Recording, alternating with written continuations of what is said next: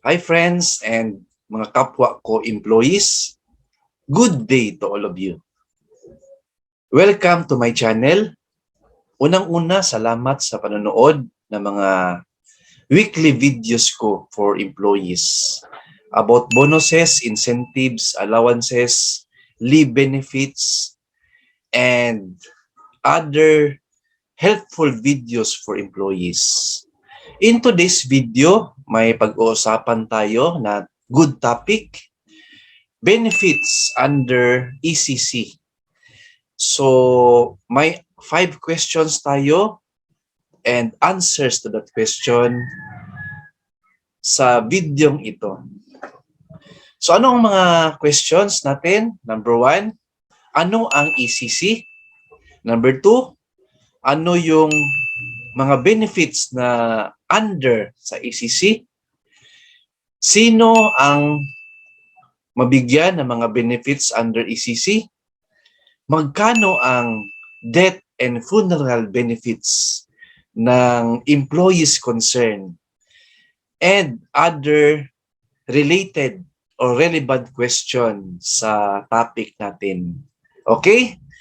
So are you ready to watch the full video? If yes, so let's get started.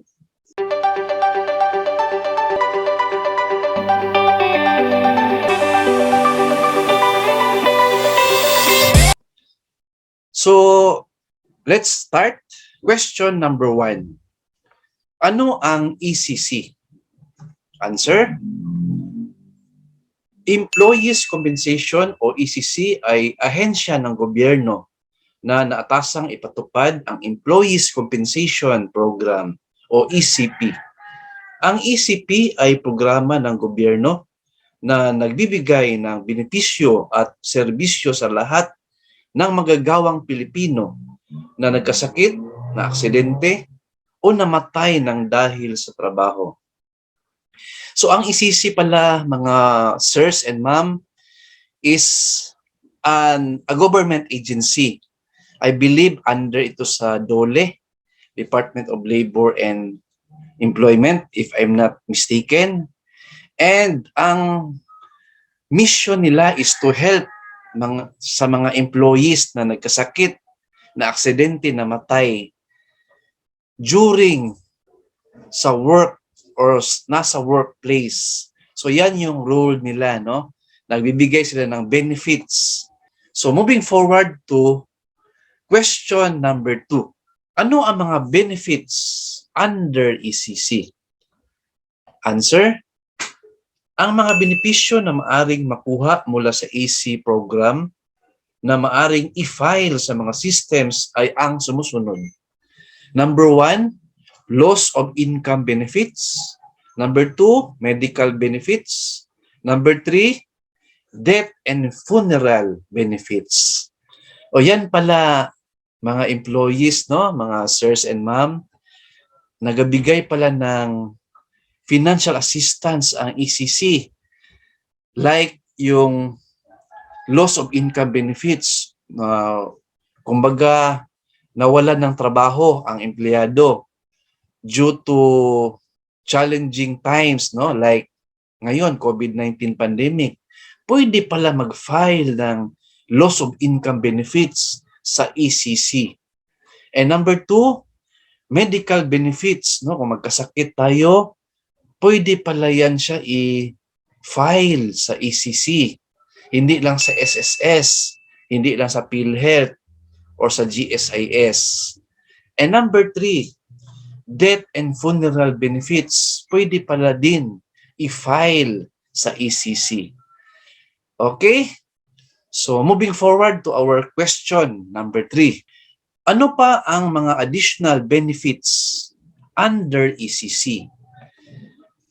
Answer: maaring makapag-claim ng hospitalization expenses, professional fees, at medicine reimbursement ang isang empleyado kung ito ay merong out-of-pocket expenses matapos magamit ang kanyang PhilHealth and or HMO benefits.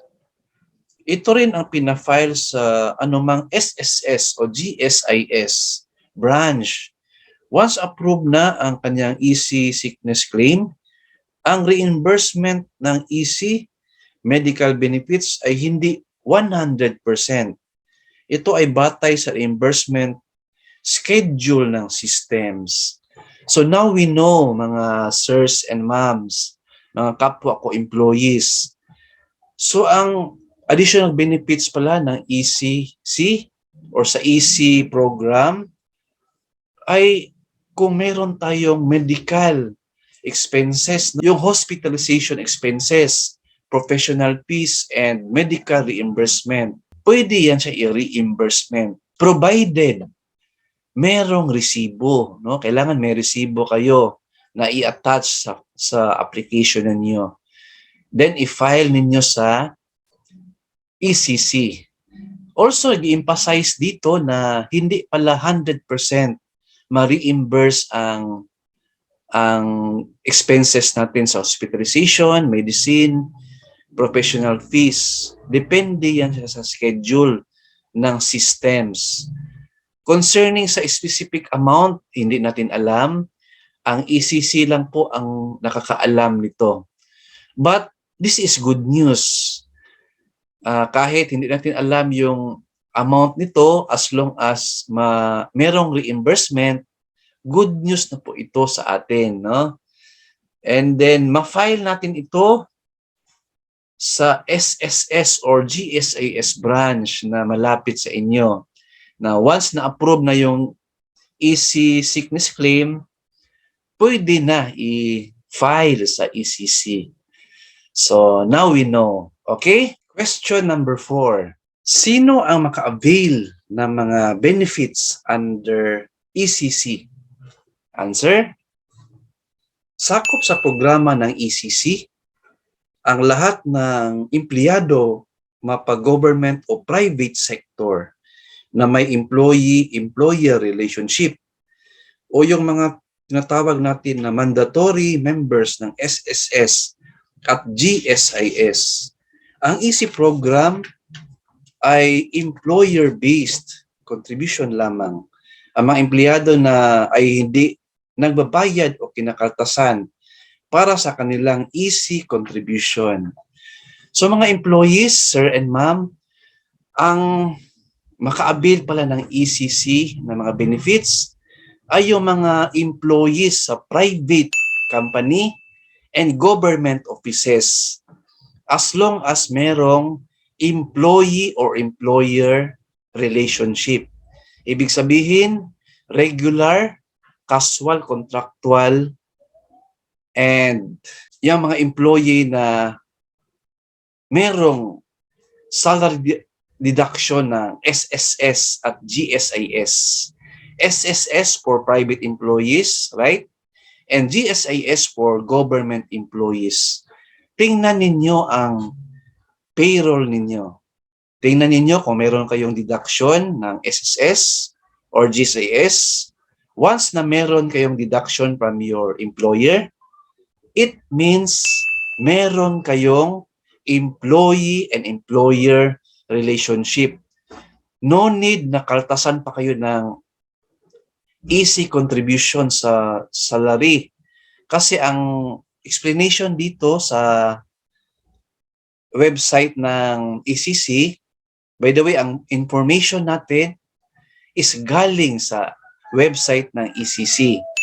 So, hindi pala ito deduction sa salary, but employer-based contribution ito. So, once merong deduction sa sweldo natin ng SSS at GSIS, yan na po ang qualification para maka-avail tayo ng ECC benefits. Sad to say, yung mga job order na walang employee and employer relationship ay hindi po kasali sa benefits ng ECC. Moving forward to our question number 5. Magkano ang binibigay ng ECC para sa death and funeral benefits and other benefits like loss of income benefits, and medical benefits para sa mga employees concerned? Answer: ang death and funeral benefits ng ECC ay bukod pa sa death and funeral benefits ng SSS. Ang EC funeral benefits ay 30,000 pesos. Para sa death benefits naman, ito ay depende sa naging monthly salary credit ng namatay na empleyado. Ang pensyon na maaring makuha ng kanyang beneficiaryo at pinafile din sa anumang SSS branch. So mga employees, sirs and ma'am, magkano ang ma-claim natin sa funeral benefits? 30,000. Yung sa death benefit naman, iba yung competition. Sabi dito, depende sa monthly salary credit ng namatay na empleyado. So, mag-base po ito sa pension, no, na maaring makuha ng beneficiaryo ng namatay. For example, kung 8,000 lang yung monthly pension niya after computation ng SSS, so yun po ang makuha, I believe, ng mag-file sa ECC for death benefit claims. No? So apart from funeral benefits. So very clear, ang funeral benefits is 30,000. Hindi pa kasali yung death benefit. Iba din yun siya. Okay? All right? So napakagandang balita ito, no, na meron pa pala tayong ma-receive sa ECC apart from SSS and GSAS. Iba itong ECC na benefits. Concerning sa amount ng loss of income benefits and medical benefits, sa next na natin na video yan i-discuss. For now, yan lang po ang i-discuss natin, funeral benefits and death benefit. Okay? All right? So thank you for watching our video today. Hope you like and learn from our channel. So kung nagustuhan ninyo ang content natin, I suggest hit the subscribe button below and notification bell para updated kayo sa next video ko. Thank you, God bless, and 2 thumbs up.